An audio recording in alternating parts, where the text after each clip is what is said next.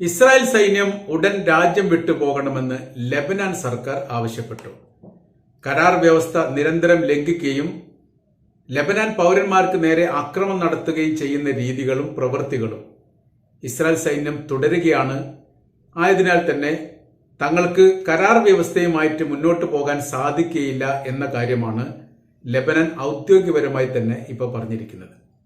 UN സഭാ പ്രതിനിധിയെ ഈ കാര്യം തങ്ങൾ അറിയിച്ചിട്ടുണ്ട് എന്നും സമാനമായിരിക്കുന്ന സ്ഥിതി ഇസ്രായേൽ സൈന്യം തുടരുകയാണെങ്കിൽ ശക്തമായിരിക്കുന്ന ആക്രമണം അവർക്ക് നേരെ ഉണ്ടാകുമെന്നുള്ള ഒരു മുന്നറിയിപ്പ് കൂടി നൽകിയിരിക്കുകയാണ്. അതിർത്തിയുമായിട്ട് ബന്ധപ്പെട്ട മേഖലകളിൽ കഴിഞ്ഞ ദിവസം നടത്തിയ വെടിവെപ്പിൽ 2 ലെബനാനികൾ കൊല്ലപ്പെടുകയും 30 പേർക്ക് ഗുരുതരമായിരിക്കുന്ന പരിക്കേറ്റ വിവരം പുറത്തു വന്നു. ഈ മേഖലയിൽ ലെബനാനിലെ പൗരന്മാർ അവരവരുടെ ദേശത്തേക്കോ അല്ലെങ്കിൽ അവരുടെ വീട്ടിലേക്കോ പോകുന്നതിനോടനുബന്ധിച്ച് ഹിസ്ബുള്ള ഗ്രൂപ്പിന്റെ ആളുകൾ അവരുടെ കൂട്ടത്തിലുണ്ട് എന്ന് പറഞ്ഞുകൊണ്ടാണ് നിരന്തരം ഇസ്രായേൽ സൈന്യം ലെബനാനിലെ പൗരന്മാരെ ആക്രമിക്കുന്നത്. യാതൊരു തെളിവുകളോ അടിസ്ഥാനമോ ഇല്ലാത്ത രീതിയിലും കൃത്യമായ രീതിയിലുള്ള കരാർ വ്യവസ്ഥ പ്രകാരം ലെബനാനിലെ പൗരന്മാർ അവരുടെ ജീവിതം തേടി പോകുന്നതിനിടയിലാണ് ആവശ്യമില്ലാത്തൊരു സംഘർഷാവസ്ഥ ഇസ്രായേലിന്റെ IDF സംവിധാനം ഉണ്ടാക്കുന്നത്. ഇതൊരിക്കലും അംഗീകരിക്കാൻ വേണ്ടി സാധിക്കാത്തതാണ്. കരാർ വ്യവസ്ഥ പൂർണ്ണമായ രീതിയിൽ പാലിക്കുന്നൊരു രാജ്യമാണ് ഇസ്രായേൽ എന്ന് തങ്ങൾ ഒരിക്കലും കരുതുന്നില്ല എന്നും ചരിത്രത്തിൽ അവരുടെ പേരിൽ അങ്ങനെ ഒരു സ്ഥിരീകരണം നൽകിയിട്ടില്ല എന്നും ലെബനാനെ പ്രതിനിധീകരിച്ചുകൊണ്ട് സർക്കാർ പൊതുവെ തന്നെ പറഞ്ഞിരിക്കുകയാണ്. അപ്പോൾ ഒരു കൃത്യവും വ്യക്തവുമായിരിക്കുന്ന വ്യവസ്ഥാപിതമായിരിക്കുന്ന ഒരു കരാർ ഇസ്രായേലിന്റെ ഗവൺമെന്റ് അവരുടെ പാർലമെന്റിൽ വെച്ച് തന്നെയാണ് പ്രഖ്യാപിച്ചത്. തൊട്ടടുത്ത ദിവസം ലെബനാനുമായി തങ്ങൾ വെടിനിർത്തൽ കരാറിൽ ഏർപ്പെടുന്നു, ഇന്ന കാര്യങ്ങളാണ് എന്നൊക്കെ പറഞ്ഞിട്ട് അതിനുശേഷമാണ് ഈ ലെബനാൻ യഥാർത്ഥത്തിൽ അത് സ്ഥിരീകരിച്ചത്.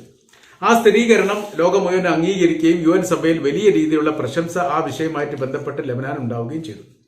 പിന്നീട് ദേശത്തിൽ നിന്ന് വിട്ടുപോയ ആളുകൾ അവരുടെ വീട്ടിലേക്ക് അല്ലെങ്കിൽ അവരുടെ ഭാഗത്തിലേക്ക് തിരിച്ചു വരാൻ തുടങ്ങുകയും ഈ മേഖലയിൽ നിന്ന് ഇസ്രായേൽ സൈന്യം കരാർ വ്യവസ്ഥ പ്രകാരം പിൻവലിക്കുകയും ചെയ്തു. എന്നാൽ ഇപ്പോഴത്തെ അവസ്ഥകൾ പറയുന്നത് രാഷ്ട്രീയമായ രീതിയിൽ അന്താരാഷ്ട്ര മേഖലയിൽ വലിയ രീതിയിലുള്ള നാണക്കേട് അനുഭവിക്കുന്ന രാജ്യമായി ഇസ്രായേൽ ചുരുങ്ങിപ്പോയിരിക്കുന്നു.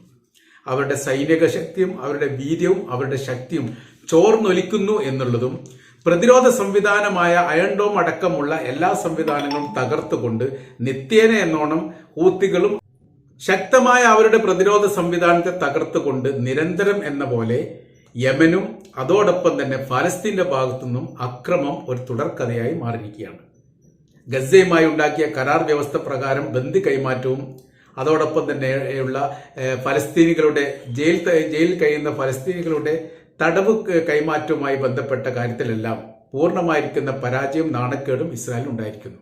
1967 അറബ് ഇസ്രായേൽ യുദ്ധത്തോട് താരതമ്യം ചെയ്യുന്ന സമയത്ത് ഏറ്റവും വലിയ ചരിത്രത്തിലെ ഏറ്റവും അപമാനകരമായ നാണംകെട്ട പരാജയമാണ് ഇസ്രായേൽ ഇപ്പോൾ അനുഭവിച്ചു കൊണ്ടിരിക്കുന്നത്. അപ്പൊ ഇത്രയും ദിവസത്തിന്റെ 1 വർഷവും 4 മാസത്തോളമായിരിക്കുന്ന യുദ്ധത്തിന്റെ ഇടയിൽ ഇത്രയും സന്തോഷത്തോടു കൂടിയുള്ള ഒരു വ്യക്തിയെ പോലും യഥാർത്ഥത്തിൽ ബന്ദികൾ എന്ന പേരിൽ അവർക്ക് മോചിപ്പിക്കാൻ വേണ്ടി സാധിച്ചിട്ടില്ല. 3 മുതൽ 8 വരെ ബന്ദികൾ മോചിപ്പിച്ചിട്ടുണ്ടെങ്കിൽ അതിനോടനുബന്ധിച്ച് തന്നെ ഒരുപാട് സൈനികർ നഷ്ടപ്പെടുകയും 3ഓളം ബന്ദികൾ കൊല്ലപ്പെടുകയും ചെയ്തിട്ടുണ്ട്. സമാധാനപരമായിരിക്കുന്ന ഒരു മോചനം ഇസ്രായേലിന് ഉണ്ടാക്കാൻ സാധിച്ചിട്ടില്ല എന്നുള്ളത് അവർക്ക് വലിയ രീതിയിലുള്ള പരാജയം തന്നെയാണ് ഉണ്ടായത്. അതുകൊണ്ട് ആ പരാജയത്തിൽ നിന്ന് അവർക്ക് പതുക്കെ കൈപിടിച്ചു വരാൻ അല്ലെങ്കിൽ തങ്ങളിതായി ഇപ്പോഴും ഈ മേഖല ആക്രമിച്ചു കൊണ്ടിരിക്കുന്നു എന്നുള്ളതും ഇവിടെ പരാജയപ്പെടുത്താൻ തങ്ങൾക്ക് സാധിക്കും എന്നും ലോകത്തിന് തെളിയിച്ചു കൊടുക്കാൻ വേണ്ടിയിട്ടാണ് ലെബനാനെ ആക്രമിക്കുന്നത് എന്നുള്ളതാണ്. ഇത് കരാർ വ്യവസ്ഥയ്ക്ക് ലംഘനമാണ്. മാത്രമല്ല ചില മേഖലകളിൽ നിന്ന് 30 ദിവസത്തിനിടയിൽ തന്നെ സൈനിക പിന്മാറ്റം വേണമെന്നുള്ളത് സൈനിക പിന്മാറ്റം ഉണ്ടാകുമെന്ന് കരാറിൽ പറഞ്ഞതാണ്. ആ മേഖലയിലൊന്നും സൈനിക പിന്മാറ്റം ഉണ്ടായിട്ടില്ല. അതോടൊപ്പം ഇപ്പൊ ലെബനാൻ പറയുന്നത് 1967 അറബ് ഇസ്രായേൽ യുദ്ധത്തോടനുബന്ധിച്ച് തങ്ങളുടെ ഭൂപ്രദേശത്ത് നിന്ന് മുഴുവനായിരിക്കുന്ന പിന്മാറ്റം നിർബന്ധമായിട്ടും ആവശ്യമാണ്. ഗസ യുദ്ധത്തോടനുബന്ധിച്ച് തന്നെ ലെബനാനുമായി ഒരു കരാർ വ്യവസ്ഥ ഇസ്രായേൽ മുന്നോട്ട് വെച്ചിരുന്നു. ഈ വിഷയം തങ്ങളുടെ മാത്രം ഫലസ്തീനും ഇസ്രായേലും തമ്മിലുള്ള ആഭ്യന്തര വിഷയമാണ്, അതിലൊരിക്കൽ ലെബനാൻ ഇടപെടരുത് എന്നായിരുന്നു പറഞ്ഞതിന്റെ ഉള്ളടക്കം. അത് ലെബനാൻ അന്ന് തന്നെ മറുപടി പറഞ്ഞ കാര്യം ഇതാണ്: ഫലസ്തീനും ഇസ്രായേലും തമ്മിലുള്ള വിഷയം നിങ്ങളുടെ മാത്രം ആഭ്യന്തര വിഷയമല്ല. ഫലസ്തീൻ സ്വതന്ത്രമാവുക എന്നുള്ളത് തങ്ങളുടെ കൂടി അവകാശത്തിന്റെ ഭാഗമായിട്ടുള്ളതാണ്. അതുകൊണ്ട് അവരാക്രമിച്ചാൽ തീർച്ചയായിട്ടും തിരിച്ചടി തങ്ങളുടെ ഭാഗത്തു നിന്നുണ്ടാവും. അതോടൊപ്പം ഒരു കാര്യം കൂടി പറഞ്ഞു. 1967 അറബ് ഇസ്രായേൽ യുദ്ധത്തിൽ ഞങ്ങളുടെ പ്രദേശത്ത് നിന്ന് പിടിച്ചെടുത്ത ഭാഗങ്ങളിൽ നിന്ന് നിങ്ങൾ പിന്മാറുകയല്ലാതെ മറ്റൊരു രക്ഷയില്ല. അപ്പോൾ അതിന്റെ ഒരു തുടർച്ച പിന്നീട് ഉണ്ടാക്കാൻ വേണ്ടി, അതല്ലെങ്കിൽ ഈ മേഖലയിൽ നിന്ന് ഇസ്രായേൽ സൈന്യത്തെ പിന്മാറ്റാൻ വേണ്ടി നിരന്തരം ആക്രമണം 1967 ശേഷം ലെബനാന്റെ ഭാഗത്ത് ഉണ്ടായിക്കൊണ്ടേയിരുന്നു. അതുകൊണ്ട് പിടിച്ചെടുക്കപ്പെട്ട ഭൂപ്രദേശത്ത് തുടർച്ചയായ രീതിയിൽ നിലനിൽക്കാൻ പറ്റാത്ത വിധം 35% മേഖലയിൽ നിന്നും ഇസ്രായേൽ പിന്മാറുകയും ചെയ്തു. ആ സമയത്താണ് ലെബനാൻ പറഞ്ഞൊരു കാര്യം, സമാധാന കരാർ വ്യവസ്ഥയോ UN സഭയുടെ നിർദ്ദേശങ്ങളോ മാനിക്കുകയും പാലിക്കുകയും ചെയ്യുന്ന ഒരു രാജ്യമായി ഇസ്രായേലിനെ കാണാൻ വേണ്ടി സാധിക്കുകയില്ല. പകരം അവരുമായി നിരന്തരം യുദ്ധത്തിൽ ഏർപ്പെട്ട് അവരെ പരാജയപ്പെടുത്താതെ അവർക്കെതിരെ ഒരു വിജയമുണ്ടാക്കാൻ അതിനും സാധിക്കില്ല. ആയതിനാൽ തങ്ങളുടെ രാജ്യം തങ്ങൾക്ക് നഷ്ടപ്പെട്ട ഭൂപ്രദേശം പിടിച്ചെടുക്കാൻ തീർച്ചയായിട്ടും ബാധ്യസ്ഥരാണ് എന്നും അതിനാൽ തന്നെ ആ സംവിധാനത്തിന് വേണ്ടി തങ്ങളുടെ രാജ്യവും സൈനികരും ജനങ്ങളും ഒരുമിച്ച് തന്നെ പോരാടുമെന്നും മുൻപ് പറഞ്ഞു വെച്ചതാണ്. അതിന്റെ ഭാഗമായി അവർ വിജയത്തിന്റെ രീതി കാണുന്നത്, അല്ലെങ്കിൽ വിജയത്തിന്റെ ഒരു മുന്നേറ്റം ഉണ്ടായി എന്ന് ലോകത്തിന് അവർ പറഞ്ഞു കൊടുക്കുന്നത് 30% ഏകദേശം തങ്ങളുടെ ഭൂപ്രദേശത്തിൽ നിന്ന് നിത്യേന ഉണ്ടായിരിക്കുന്ന ആക്രമത്തിന്റെ ഭാഗമായി ഇസ്രായേൽ സൈന്യത്തിന് പിടിച്ചു നിൽക്കാൻ പറ്റാതെ അവർ പിന്മാറ്റം ചെയ്തിരിക്കുന്നു. ഗോലാൻ കുന്നിന്റെ ചില ഭാഗങ്ങളൊക്കെ ഈ മേഖലയിൽ നിന്ന് പിടിച്ചെടുത്തതാണ് എന്നും പറഞ്ഞു. അപ്പൊ ഇതിന്റെ ഈ സിറിയയുമായി ബന്ധപ്പെട്ട യുദ്ധത്തിന്റെ ഭാഗങ്ങളും ഇതിൽ പരാമർശിച്ചുകൊണ്ടാണ് ലെബനാൻ പറയുന്നത്, ലോകമേ നിങ്ങൾ കേൾക്കണം, നിങ്ങളത് അറിയേണ്ടതാണ്. അന്നത്തെ യുദ്ധവുമായി ബന്ധപ്പെട്ട കരാർ വ്യവസ്ഥയിൽ അവരുടെ കൈവശത്തിലുള്ള ഭൂപ്രദേശം അവരുടേതും സിറിയയുടെ കൈവശത്തിലുള്ള ഭൂപ്രദേശം സിറിയയുടേതും, ഇത് രണ്ടിനെയും മധ്യത്തിലുള്ള ഭൂപ്രദേശം UN സഭയുടെ നേതൃത്വത്തിലുള്ളതുമായിട്ടാണ് ഗോലാൻ കുന്നിനെ 3ആയിട്ട് വിഭജിച്ചുകൊണ്ട് അന്നത്തെ ഒരു മധ്യസ്ഥത പ്രകാരം തീരുമാനിച്ചത്. ഇസ്രായേലിനെ സംബന്ധിച്ചിടത്തോളം അവര് ആ ഘട്ടത്തിൽ അത് അംഗീകരിച്ചു. പിന്നീട് ഇപ്പോൾ ഉള്ള സിറിയയുടെ ഭരണമാറ്റവും ഭരണ തുടർച്ചയുമായിട്ട് ബന്ധപ്പെട്ട സമയത്ത് അവർ ആ നിലപാടിനും ആ കരാർ വ്യവസ്ഥയും ലംഘിക്കുകയും സിറിയയുടെ കൈവശമുള്ള ഗോലാൻ കുന്ന് പിടിച്ചെടുക്കുകയും UN സഭയുടെ കൈവശത്തുള്ള ഗോലാൻ കുന്നിൽ ആധിപത്യം ഉണ്ടാക്കുകയും ചെയ്തു. അതിനോടനുബന്ധിച്ച് തന്നെ സിറിയയുടെ ഭൂപ്രദേശത്ത് കയറി ഏകദേശം 500ഓളം ചതുരശ്ര കിലോമീറ്റർ ചുറ്റളവിലുള്ള പ്രദേശം പിടിച്ചെടുത്തുകൊണ്ട് അവരുടേതായിരിക്കുന്ന ഭൂപ്രദേശത്തിന്റെ അതിരായിട്ട് അതിനെ നിർണ്ണയിക്കുകയും ചെയ്തു. പിന്നീട് അതുമായിട്ട് ബന്ധപ്പെട്ട് തുർക്കി ഒരുപാട് വിഷയങ്ങൾ ഉണ്ടാക്കുകയും യുദ്ധത്തിന്റെ ഘട്ടം എത്തിയ സമയത്താണ് പിന്മാറ്റത്തെക്കുറിച്ച് അവർ സംസാരിച്ചത്. അപ്പോൾ യഥാർത്ഥത്തിൽ ലോകം കാണുകയും കേൾക്കുകയും ചെയ്യേണ്ട കാര്യം, ഒരിക്കലും ഇസ്രായേൽ എന്ന് പറയുന്ന രാജ്യം സത്യം പറയുകയില്ല, കരാർ വ്യവസ്ഥ പാലിക്കുകയില്ല.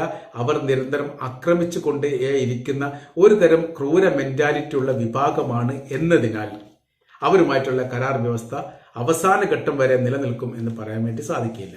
ഇപ്പോൾ അതിർത്തിയുമായി ബന്ധപ്പെട്ട പ്രദേശവും ലെബനാനുമായിട്ട് ബന്ധപ്പെട്ട വിഷയത്തിലൊക്കെ യഥാർത്ഥത്തിൽ ഇസ്രായേൽ സൈന്യം ഇടപെടുന്നുണ്ട്. അത് ഉചിതമായിരിക്കുന്ന കാര്യമല്ല. ആയതിനാൽ ഇനിയൊരു യുദ്ധം ഉണ്ടാവുകയാണ് ഇസ്രായേലിന്റെ ലക്ഷ്യമെങ്കിൽ തീർച്ചയായിട്ടും ഈ മേഖലയിൽ നിന്ന് തങ്ങൾ തയ്യാറാണ് എന്ന തരത്തിലുള്ള ഒരു വെല്ലുവിളി പോലെയോ ഒരു മുന്നറിയിപ്പ് പോലെയാണ് ലെബനാൻ ഇതിന് മറുപടി നൽകിയിരിക്കുന്നത്. പറയുന്ന കാര്യം ഇതാണ്, ഇസ്രായേൽ സൈന്യവുമായിട്ട് ഉണ്ടാക്കിയിരിക്കുന്ന ഉടമ്പടി കരാർ വ്യവസ്ഥയുടെ കാലാവധികൾ കാലഹരണപ്പെട്ടു. കാലാവധികൾ കാലഹരണപ്പെടുന്നത് രണ്ട് രീതിയാണ്. ഒന്ന്, ചില മേഖലകളിലുള്ള അവരുടെ പിന്മാറ്റത്തെക്കുറിച്ച് കൃത്യമായിരിക്കുന്ന സമയം നിശ്ചയിച്ചിരിക്കുന്നു, എന്നിട്ടും അവർ പിന്മാറുന്നില്ല. രണ്ടാമത്തെ കാര്യം, പൂർണ്ണമായിരിക്കുന്ന യുദ്ധവിരാമം വരെ അല്ലെങ്കിൽ ഇത് നിലനിൽക്കുന്നിടത്തോളം ഇസ്രായേലിന്റെ ഭാഗത്തുനിന്ന് ഒരു അക്രമം ഉണ്ടാവില്ല, സമാനമായ രീതിയിൽ ലെബനാന്റെ ഭാഗത്തുനിന്ന് അക്രമം ഉണ്ടാവില്ല എന്ന് വ്യവസ്ഥ ചെയ്യുന്നു. ആ വ്യവസ്ഥ അവർ ലംഘിച്ചിരിക്കുന്നു. അവര് ലെബനാൻ പൗരന്മാരെ ആക്രമിച്ചു കൊണ്ടിരിക്കുന്നു. പല ഘട്ടത്തിലും അവരാൽ ഉണ്ടായിരിക്കുന്ന ആക്രമണത്തിൽ, അത് വൈമാനിക ആക്രമണവും വെടിവെപ്പുമായി ബന്ധപ്പെട്ടുള്ള ആക്രമണത്തെക്കുറിച്ചൊക്കെ പരാമർശിക്കുന്നുണ്ട്. വലിയ രീതിയിലുള്ള ലെബനാനിൽ പൗരന്മാർക്ക് പരിക്കേൽക്കുകയും മരണപ്പെടുകയും ചെയ്യുന്ന വിവരങ്ങൾ പുറത്തു വന്നതിന്റെ അടിസ്ഥാനത്തിൽ ഈ കരാർ വ്യവസ്ഥ മുന്നോട്ട് കൊണ്ടുപോകുക എന്നുള്ളത് വലിയ പ്രയാസമാണ്. ആയതിനാൽ ഇസ്രായേൽ സൈന്യം കരാർ വ്യവസ്ഥ പാലിക്കുന്നില്ലെങ്കിൽ തീർച്ചയായിട്ടും മുൻപ് എങ്ങനെയാണോ ലെബനാന്റെ ഭാഗത്തുനിന്ന് ഇസ്രായേലിന് നേരെ ആക്രമണം ഉണ്ടായത്, അതിന്റെ തുടർച്ച വല്ലാതെ വൈകാതെ ഉണ്ടാവും എന്ന തരത്തിലാണ്.